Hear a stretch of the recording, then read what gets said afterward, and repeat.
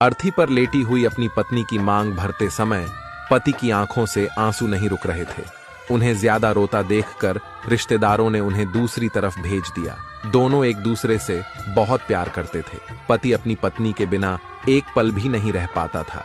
दोनों ने साथ जीने मरने की कस्में खाई थीं, लेकिन आज पत्नी पति को अकेला छोड़कर जा चुकी थी।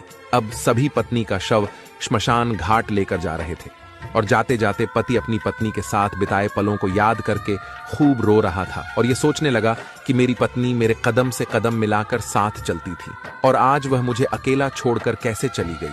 उसके बिना मैं अकेला कैसे रहूंगा। पति पत्नी से कहता है, बेटी की शादी कर दी और बेटा भी दूर अपनी पत्नी के साथ रहता है। अब बताओ मैं किसके साथ रहूंगा। तुम्हें तो पता है ना कि मैं तुम्हारे बिना एक पल भी नहीं रह पाता। तुम हमेशा कहती थी मैं सुहागन ही मरना चाहती हूँ और मेरे मरने के बाद मेरी मांग जरूर भरना। लो, मैंने तुम्हारी हर इच्छा पूरी कर दी।